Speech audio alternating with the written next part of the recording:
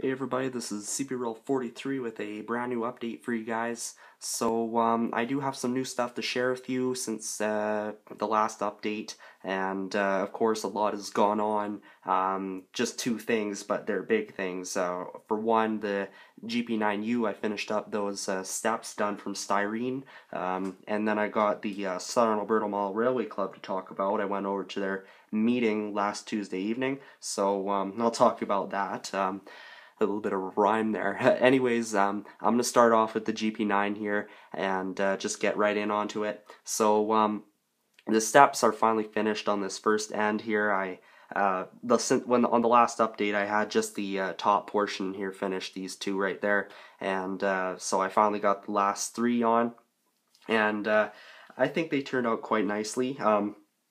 I don't really have much complaints. I kind of had to redo some, but there was just some slight readjusting and so on, and everything turned out fine. So I'm quite happy with that, and I'll bring it in closer to show you guys a little bit more of the detail on that, and just so you can see just what they look like up close. So I'm gonna have to paint these black, of course, and then get the step ends painted white. So you can kind of see they're vertical, of course, prototypical for the GMD. And then flip this upside down. As you can see, I notched the step end there for the step wall, so right there.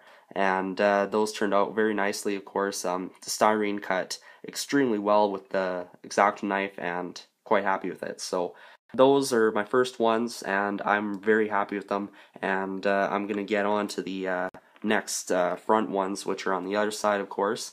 And if those turn out just as well, then I'll continue with the whole unit. And again, I don't know how long it's going to take to finish these. It might take a month and a half to 2 months, just depending on how quickly I work with them. So we'll have more information, see how far we go for the next update. But as of now, this is what we got, and that's all I've got to say there. So now we're going to move on to the club. So I went over on Tuesday evening to their meet, and I had lots of fun there. The club members were extremely nice to me. They welcomed me and everything. I had brought my Intermountain ES44 DC CN2253, and then my Bachmann GP3-2 CP3084, and as soon as I came in, and they just asked me why I came and what I was interested in. They asked a few questions about the locomotives, and it only took like about 5 minutes, and then they directed me over to their back room with the locomotives. And they had a guy on the computer there, and he was. They have a programming track there, and they have the computer with GMRI and Decoder Pro, which is the correct software for their most locomotives. And they quickly went ahead and they programmed my two locomotives up for the layout. They got them onto their locomotive roster, which is set up right in on their computer, and then they readdressed the locomotives from their factory numbers, which was 03, to the road numbers, which was, so 2253 got 2253, 3084 got 3084. And yeah, so I'm very thankful that they did that. So the locomotives are ready to go next time I go, and I will be going again on this upcoming Tuesday. And of course, I'm actually not a member yet. That was just the first time I went, and I'll be going again this upcoming Tuesday, and that'll be the yes factor then, because I just want to ask a few more questions. I want to get to know the members a little bit more, and you know, so it's quite important to go at least a couple times, just so you kind of know what's going on, if the club is exactly right for you, and yeah, make sure there's no surprises. So I know that there was one surprise for me. I didn't hear this one yet for the membership. It was going over to different places during the year, and that would have been like to different train shows, which I knew that they went to Super Train, but I didn't know they went to other ones as well as checking out other layouts, seeing different places, so field trips to like a museum.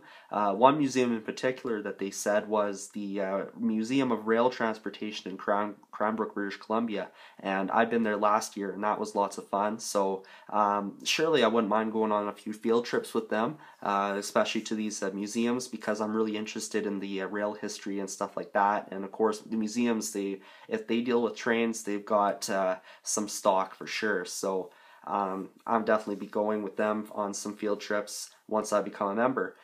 And as much as I'd like to be working with them at SuperTrain, of course, they only have the N-scale layout, which is built-in modules, and that's the only one that they can take. So I'd just be checking out the SuperTrain. I won't be with them then, but I will check out their layout, of course, because their N-scale layout is awesome. And yeah.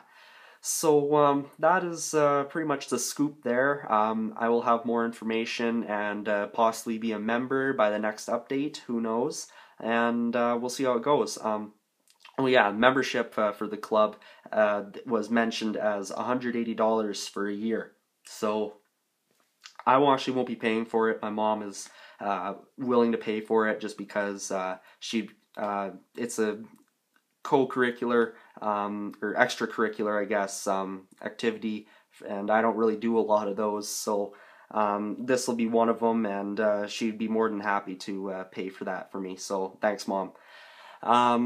What else? I have the GMD one apart. I'm not bringing it in the video here, it's just up on the shelf yard here, and I'm just looking at a few decoders for both locomotives, the GP9u and the GMD1, because of course the club runs on DCC. I don't want to be running them while they're DC, because that just increases the risk of damaging the motors and the locomotives themselves. So I really want to get those DCC'd and ready to go for the layout over at the club, so that I can use a much bigger variety, because I think the GP9 and the GMD1 will fit really nicely on there because they're smaller locomotives.